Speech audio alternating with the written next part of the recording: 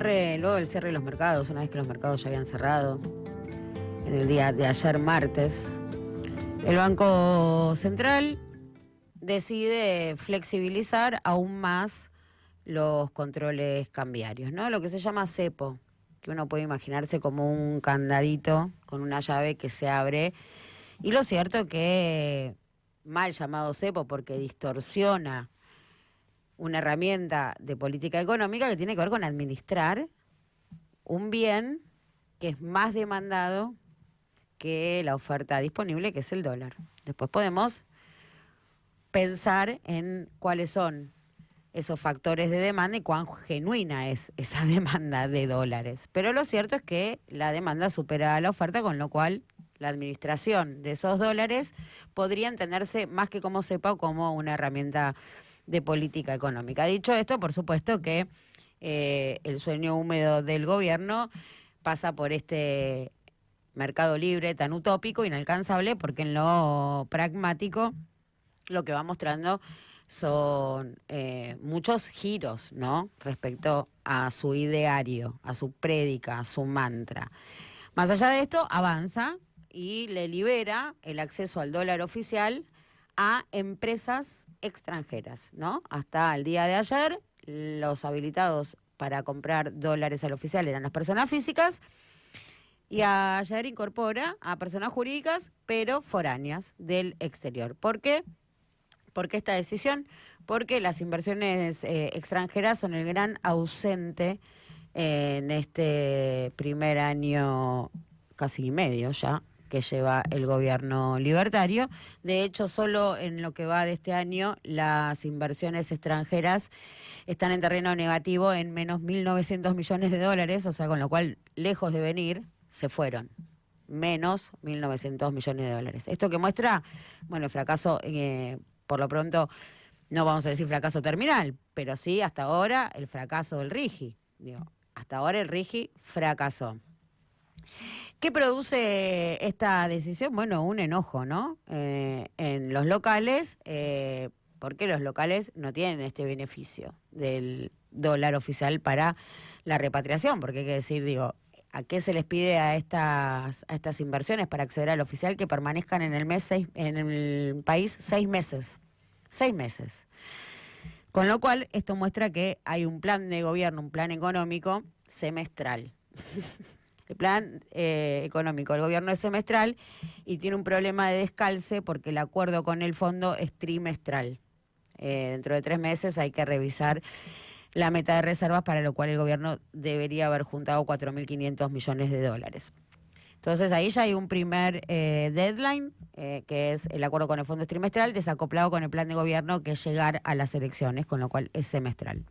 Y para esto, claramente, los 12.000 millones de dólares del fondo no alcanzan, hay que descontar los vencimientos con los bonistas, esos ya son 5.000 palos, hay que sumar otros organismos multilaterales de crédito, son otros 2.000, se lo come todo, pero no solo se lo come los vencimientos, sino que se lo come también una presión importadora que va en aumento, porque los importadores también tienen liberado ese dólar que es sensiblemente menor al dólar para el cual las empresas jurídicas no tienen restricciones o tienen menos restricciones, que son los financieros o directamente el blue, que la diferencia entre el oficial y el blue ya está por encima del 5%, con lo cual si vos, con los pesos que tenés en tu caja de ahorro, en caso de que tengas pesos, ¿no?, que son los menos de los que estamos acá, si es que hay alguno, no es mi caso, comprás los dólares en el banco vía home banking, los pasás a la caja de ahorro en dólares, te los llevas, vas a la calle Florida y los vendés, ya ganaste el 5% en 2 clics y unas cuadras, no 3, en 2 clics y una cuadra, con lo cual vuelve el famoso puré para quien tenga, ¿no?, ese excedente. Pero decíamos del plan trimestral del acuerdo con el Fondo Monetario Internacional, y voy a reivindicar a Wallman, porque es cierto que cuando Sago dice la inflación se nos fue de las manos, hay una definición política muy interesante, ¿no?, musculosa, digo, para poner en valor y jerarquizar esa definición, se nos fue de las manos, ¿no? Y lo cierto es que los acuerdos con el Fondo Monetario Internacional son inflacionarios. son inflacionarios por definición, y esto tiene que ver con la falta de comprensión de la dinámica económica argentina. Digo, cuando en las academias del mundo de las ciencias económicas se dicen que hay 4 formas de entender la economía, la ortodoxa, la heterodoxa, la argentina y la japonesa, no es joda, está estudiado realmente esto que definimos como economía bimonetaria y que empieza a prender fuego todos los manuales libertarios, liberales y de la ortodoxia. ¿Por qué? Digo, tenemos una inflación hoy al alza fuerte. Digo, ya había sorprendido el guarismo previo al acuerdo con el fondo el 3,7%. Vemos las remarcaciones en góndolas y solo con pensar lo que va a pasar con tarifas que están asociadas al movimiento del dólar y cuánto eso presiona sobre la canasta de los consumidores, bueno, ya ahí das cuenta de un fenómeno que a las claras no es monetario, porque no, teóricamente, digo, no hay déficit fiscal primario. Entonces no es un problema. La inflación que vimos, el guarismo que vimos el viernes, se desprende de la presión sobre el dólar, que empujó a los financieros al alza y eso trasladó a precios. O sea que el pase a precios del oficial tiene aún más impacto. Entonces, la inflación no es un fenómeno monetario, sino que es un fenómeno que está asociado al tipo de cambio y no a la cantidad de dinero circulante. Digo, esto ya está, queda a las claras, se prendió fuego el manual libertario, más cuando Sago dice se nos fue de las manos. Sí, porque la leías mal, creías que, como decía Milei, era siempre y en todos los casos un fenómeno monetario y de repente te apareció el componente dólar, el componente inercial, el componente indexación, el componente especulativo, ahí así está funcionando. Esto es lo que no entiende el Fondo Monetario Internacional.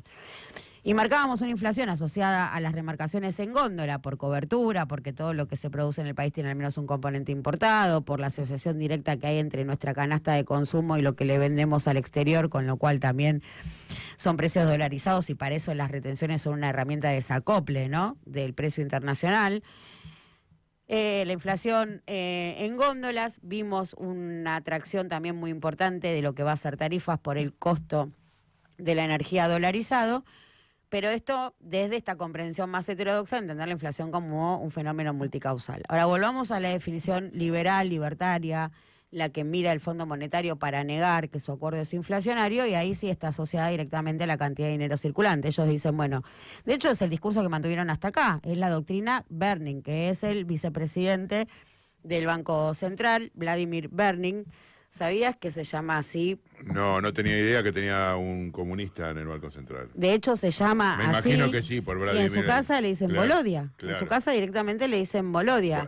Así le decían, aclaremos a la audiencia, los que no saben, ¿no? Que... Sí, en honor a Lenin se llama así, Berning, que su madre, bueno, sí, era comunista, no así él, que es el vicepresidente del Banco Central, y parte de la pandilla Anker, ¿no? Esta consultora que fundaron Caputo y Bausili, presidente del banco, tras su salida del gobierno de Macri. Volviendo a Berning en numerosos papers, están todos firmados, los presentó en Londres, los presentó en Basilea, los presentó en Nueva York. En todos estos papers decía el éxito de nuestro programa, no como titular del Banco Central, no como en el ejercicio de la política económica del Ministerio de Economía, pero decía, bueno, el éxito de nuestro programa es que el Banco Central tiene fijada el circulante en 4.2 billones. Está firmado en todos lados, 4.2 billones. Esto nos contiene la inflación por esto. Este es lo que compra la literatura liberal. Bueno, resulta que el acuerdo con el fondo quedó enterrada. La doctrina Berning dijo, no, papu, así no se cuenta el circulante, qué vivo que sos. Estás contando depósitos, liquidez, pero no estás contando la cantidad de letras que tenés emitidas, no estás contando esto, no estás contando otro, no estás contando otro. La base monetaria que tenés no es de 4.7, es como de 11. Con lo cual, con lo cual pone en jaque la relación reservas, base monetaria, que también estipula el Fondo Monetario Internacional, que hay que decir que es una fórmula más compleja porque suma importaciones, exportaciones.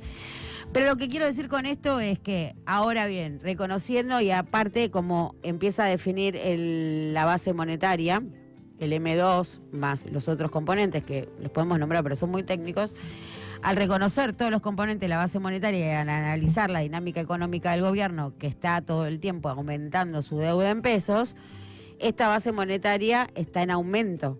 pero en franco aumento, en un ritmo de multiplicación exponencial. Entonces, una vez más, si nos ponemos en los zapatos ortodoxos y decimos que la inflación es un fenómeno monetario, más allá de lo que veamos en góndola, más allá de lo que veamos en tarifas, acá tenés un enorme factor de presión que el gobierno puede salir a controlar mediante una herramienta que es la tasa. Como no puede esterilizar más peso del Banco Central por este mecanismo de la flotación entre bandas, una vez más es muy técnico y muy finito, no controla el circulante se le dispara, entiende que este es un factor de presión para la inflación y lo arbitra con las tasas. Para arbitrar esta liquidez, las tasas tienen que estar realmente muy altas y tienen una incidencia en la economía real sumamente recesiva, ¿no? Porque encarece el costo del financiamiento. Hoy está prevista la reunión de directores del Banco Central, que se hace habitualmente todos los jueves. Como mañana es Jueves Santo, se adelanta para el día de hoy. Hay mucha expectativa en el mercado respecto a cuánto vayan a hacer estas tasas, porque además con estas tasas mejoran sus rendimientos en pesos en el carry trade. Increíble como carry trade ya lo tenemos todos incorporados, ¿no? Como ya forma parte de nuestra agenda. De hecho, en algún momento del día decís carry trade por alguna razón. De hecho, los libertarios en Twitter te preguntan todo el tiempo, vos que hablas de carry trade, ¿sabés lo que es? Ya como para decirte y menoscabarte. Lo que es increíble es la buena prensa, además. Digo, a nadie le avergüenza decir, che, estoy haciendo carry trade. Sí, no te da vergüenza, no te da un poquito de pudor. La verdad que eso es lo que, en definitiva, es lo que nos lleva a este tipo de discurso, ¿no? O sea, hablar normalmente de cuestiones que son absolutamente antiproductivas. Eso es normalizar la economía, ahí tenés, normalizar la economía. Expectativas sobre la suba de tasas, uno podría entender que se va a correr el Banco Central de seguir andando sobre esta línea de reducir al mínimo las intervenciones o venderlo así, que no va a haber una suba de tasa determinada por el Banco Central, sino que va a dejar que lo arbitre el mercado. Y ahí te quiero ver, todos metiendo a plazo fijo.